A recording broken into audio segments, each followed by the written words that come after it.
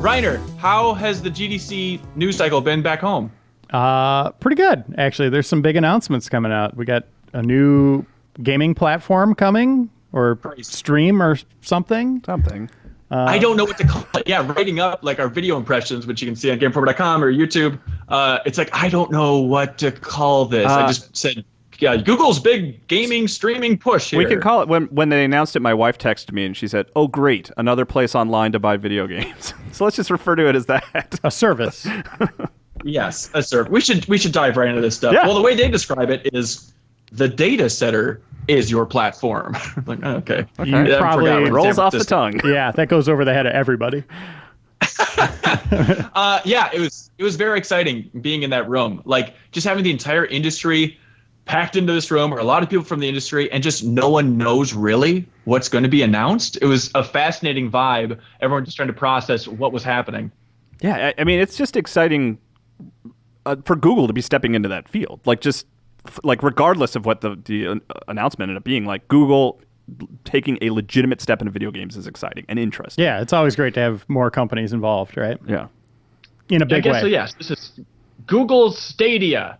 First reactions to the name. What do you guys think? I didn't like it at first, and then I started thinking about how it sits next to all the other names and realized that Xbox is still just terrible name. Yeah. That never sounds right. It's just a weird thing to say. I think Switch is the only time I've ever been like, oh, I like that yeah, name. like even PlayStation, if you really think about it, it's like, that's kind of cheesy. Names but or whatever. We That's fine. adjust to them, right? We get used to them.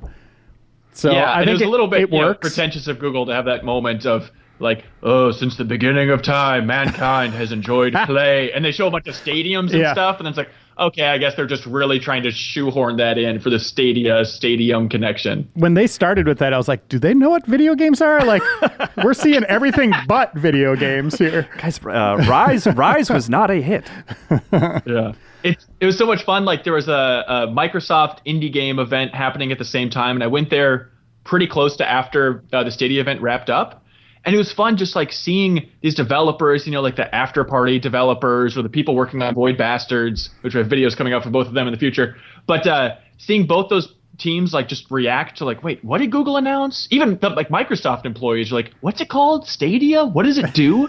Just like seeing so many people in the industry get like their gut reactions to what this thing is fascinating. Yeah. But Reiner, what was like the most exciting thing for you from that announcement? Just seeing the game transition seamlessly from screen to screen. Obviously, nobody's ever going to have like 6 screens in a row and just move from one to the next. But if I'm playing a game at home and then I could just throw it on my phone with that weird little thing attached to it with a controller, we're all going to need like fanny packs for controllers, by the way, like to move that thing around. Yeah. But just that idea, like that's what we always wanted. That's what Switch kind of offered us, right? Like we could take our game on the go and continue it. And now we could do it on any screen possible. Like you don't have to buy new hardware. Like hardware sales are just going to plummet, right? Like old computers should be able to run these streams fairly well, right? Like maybe your resolution really isn't crazy. the best. I like that they pointed out that we bought the crappiest PC we could just to test this out during the keynote. But it really was a moment halfway through where I felt my own hype rising, and it's like, man, I was excited for OnLive back in the day, so take everything with a grain of salt here, but I was just realizing like this could be it.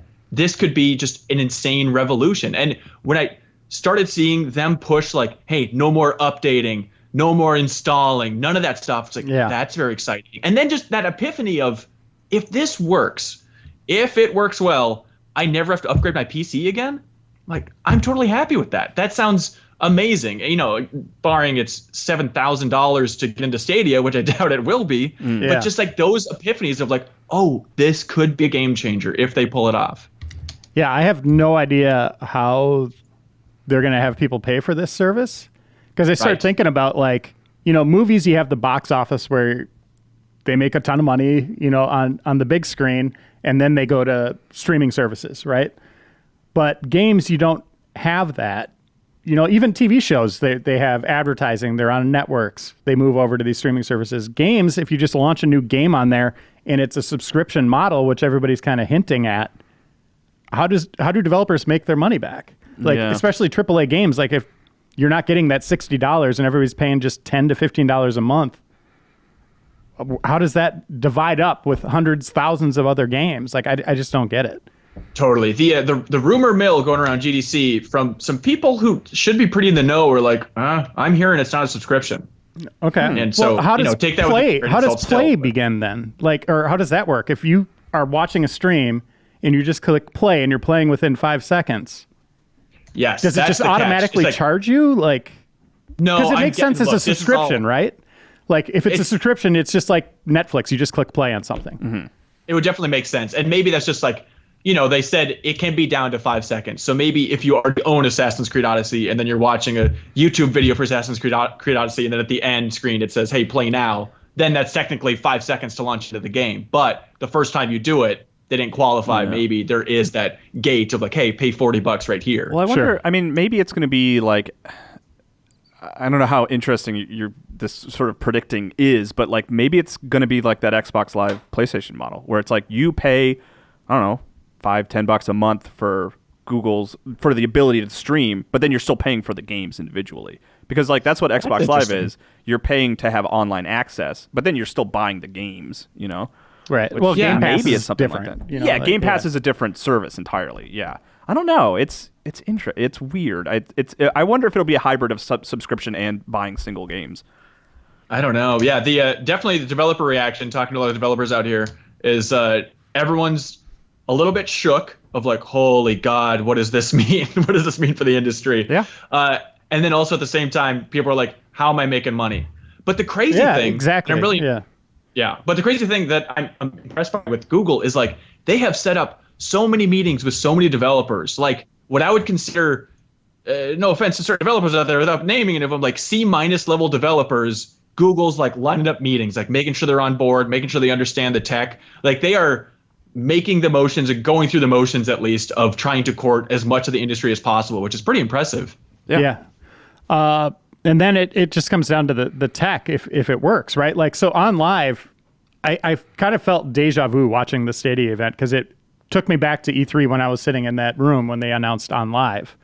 And it was a lot of the same talk, right? Like how you're going to interact and how fast it's going to be and all that stuff. But then it's like when the hands-on demo started, I went and played a racing game and I was bouncing off walls because of latency. And now I'm seeing reports, like GameSpot, Digital Foundry, Giant Bomb, like there's latency, like lag on the input for Doom, which is very noticeable. And this is a controlled environment demo.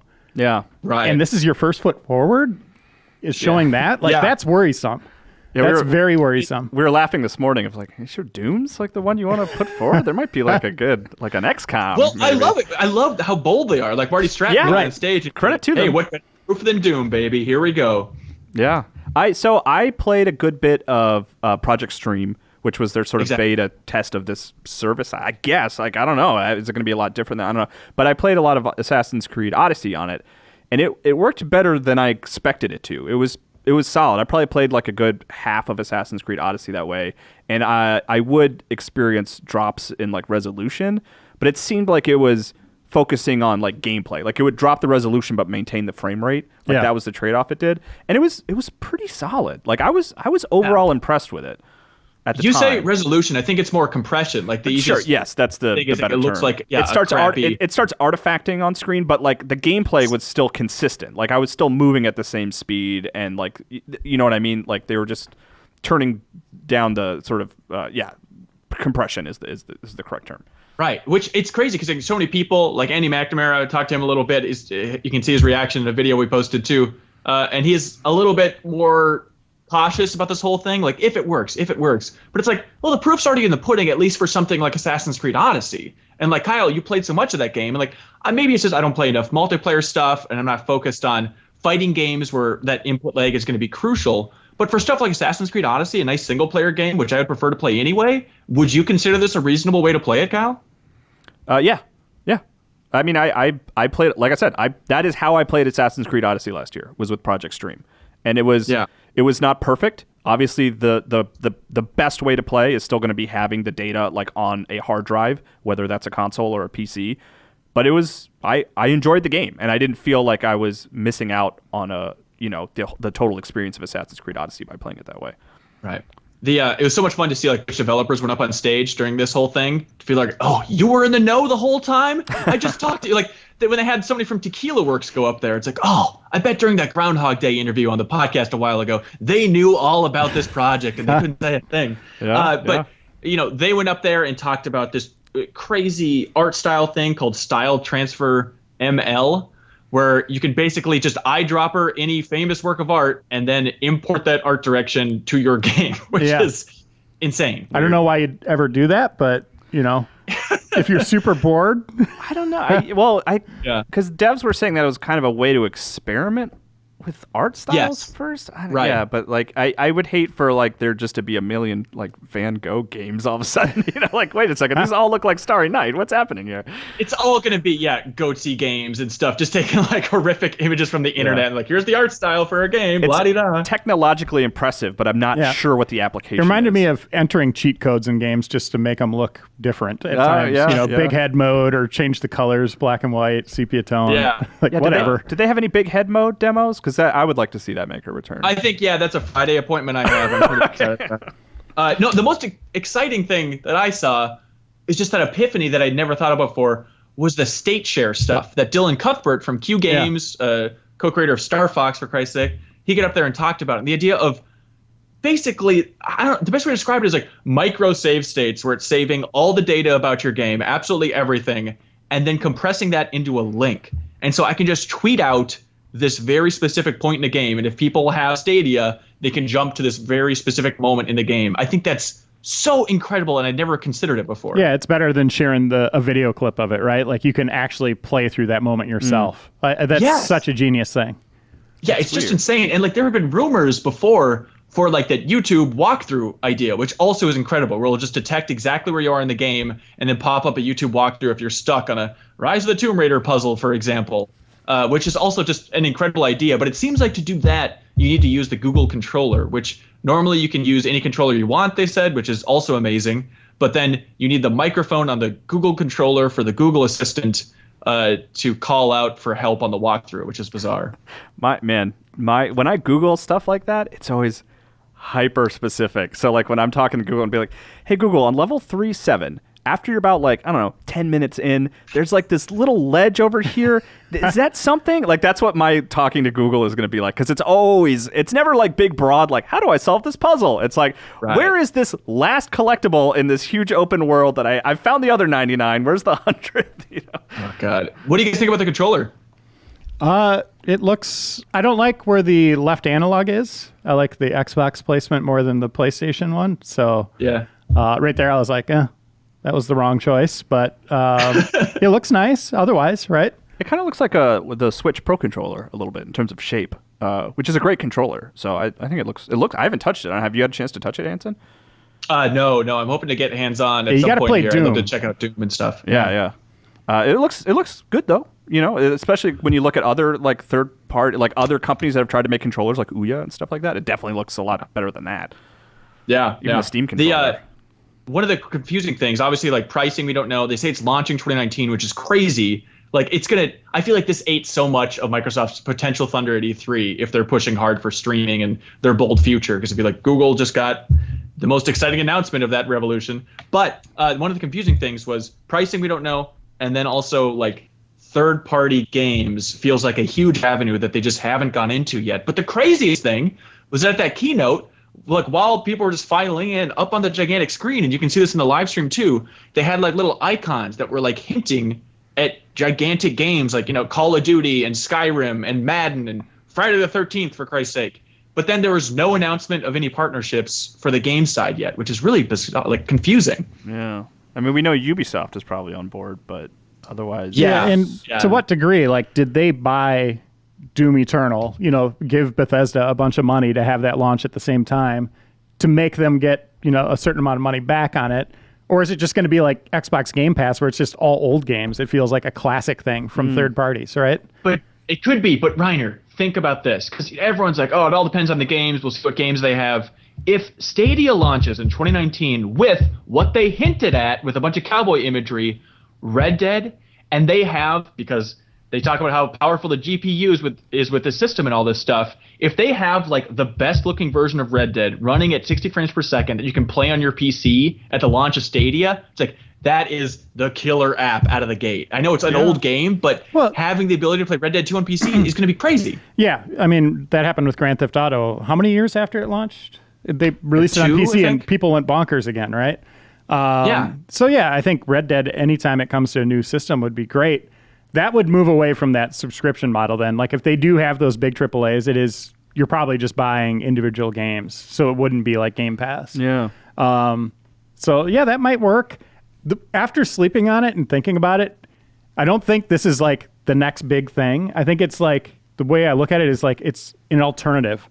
It's a convenient alternative to games. Like Kyle said, like the best version of your game is going to be downloading it, having that perfect frame rate, having those perfect solid visuals. But, for convenience sake, you could take it on the go then and all that stuff. So I'm hoping there's like a hybrid solution. Like if I buy this game on Xbox, can I continue it through Stadia? Or, maybe that's Microsoft's solution. Can I continue that in the same way on my phone? Maybe Microsoft has the perfect plan of offering both.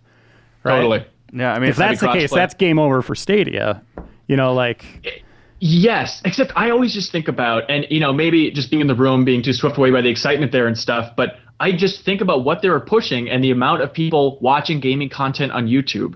And if they give like YouTube partners a share of the cut, if they put this plug for Stadia on their end screen with that Play Now icon, just that level of constant advertising for this thing, it'd be huge. It's going to be insane. I mean, influencers, they've done sponsored streams before, but this would basically turn them into salespeople, if you really think about it, right? Like, and that gets super gross.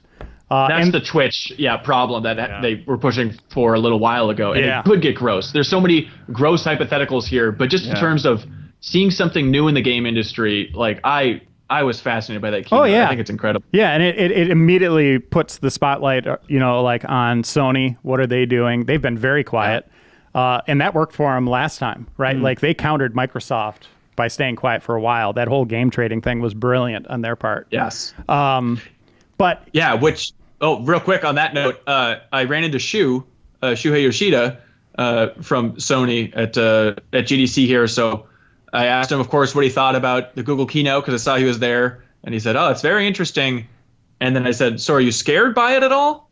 And he said, "It'll take some time, right?" Like that was his reaction. Like, all right, Shu. Yeah, I mean, I don't know what else are you supposed to say. Like, is he just going to tell you, "Yes, I'm terrified"? I'd be scared S-less. Yeah. I mean, is it too soon? That's the big question, right? Like on live, like, are we there yet as an infrastructure to support something like this? Or is the best solution, like I just said, like having both, right? Like, just, dipping your toes into the water, so to speak, in this whole streaming future, whereas Stadia is going all in, whereas Microsoft and Sony could still kind of keep their console generation alive, maybe one or two more generations, and then eventually move into that space when the infrastructure's there. Yeah. We'll see. We'll see what happens. I love that hybrid idea. I love the idea of playing like Division 2 on my PC downstairs, where I have my PC, and heading up to bed and just playing on my TV by bringing, some kind of down like that. I love that idea. Like I'm super into that. Yeah. Okay. As far as a full replacement, uncomfortable prediction time. Ready? Yeah. 2 years from now, rank the success: PlayStation, Xbox, Stadia. Okay. Like who's in the lead in 2 years? Yeah, 2 years. Okay. I think. What were the choices again? Xbox, PlayStation, Stadia. Yeah. I think Xbox, Stadia, PlayStation is kind of my prediction. I don't think Stadia is going to take everything over. I think it's going to be an awesome alternative option. I go PlayStation, Xbox, Stadia. Yeah. Okay. You think PlayStation is going to take the conservative route again, and the gaming community is going to lap it up? Yep, and they will have. I mean, they have PlayStation now. They've already dipped their toes in those waters, right? Like, that's classic focused, but I definitely see them kind of playing a similar card to Microsoft in having both options. That's what I'm speculating anyway. Yeah. And I think that just really kind of, puts cement shoes on Stadia a little bit. I mean, content is still king, and PlayStation has content. Like, Yeah, and they have the single player like first party games that everybody wants. You know? The big thing, the most disappointing takeaway from the Stadia announcement was they announced this first party division. And you're like, yes, they're making games. Let's see something. And then they just walked off stage. Yeah, they have Jade Raymond, worked on Assassin's Creed. She's at EA for a while now. She's heading up the first party thing. And so it seems like those are very early days. And a couple tech demos, which were pretty rough, but just kind of proof of concept. But I mean, 2 years from now, we'll probably start seeing some first party Google games, which I'm excited to see what they do. Yeah. I mean, but God, you needed that on day one, right? Like if you really wanted to impress people, like having a game, something, a showpiece, an exclusive experience for that system would have been huge. Yeah, that could it could come E3. Yeah. Maybe they save it for that. But if it had been hand in hand with the tech, like that would have been huge. Yeah. Yeah, they said they're going to announce more summer this year. So imagine at E3 they'll focus on third-party partners and then hopefully their first big IP just to see what it is. But honestly, if it's just third-party, I think they'd be okay getting out of the gate with that. Yeah. Yeah, I mean, this is definitely the future, right? Like streaming, like it worked for movies, it worked for TV. We're going that direction for games. It's just, is the time now? Like that. Hopefully United our States internet is infrastructure, ready. Rural America, like will say no. Right. But technology keeps improving. Years from now, a decade from now, are we at that point? Maybe will Google stay in the game long enough, even if they are third, fourth, fifth in the race to really kind of build up kind of their own empire? Yeah. We'll see. Yep. Yeah, totally. It's not ideal for large parts of the world. Google's aware of that, but I do feel like now's the time. And if Google, with all its GD money in the world and all of its power, can't make this happen, I don't think it ever will. Yeah. I feel like now is the time. If it doesn't work now, say goodbye. But it's crazy. They have the resources. For sure. Yeah, it's crazy to see the amount of hatred that's out there among like the hardcore gaming crowd, like people in the comment section, most likely for listeners and viewers here, right? Of people just being like, F this, I hate streaming, get this out of here, this isn't my game. And seeing that, it's like, there's still plenty of juice left. Yeah, if Sony wants to take that approach with the PlayStation 5 of saying, this is for you offline gamers, I think there still is that oomph out there. Yeah, and I don't think, the hatred's unfounded. I mean, it's like, if this doesn't work, technically, if there is serious latency, out in the boondocks and like, no, don't do this. Like, it's not ready yet. Yeah. That's the big test that needs to happen. I hear you. I'm a boondock man myself. I grew up out there, but it's just one of those things of like, well, then this isn't ideal for you. You still have other options out there. Like you can still get the next Xbox, the next PlayStation. It's not the end of the world. But for so many people that have a decent internet connection, it's like, here's just another option for you. Right. Yeah. And maybe that will expedite it. And it'll be a snowball. We'll see. Yeah, we'll definitely see. It's exciting though, right? It's. I always like seeing new technology come online. I'm a little worried about the tests that have happened already, even in the controlled environment.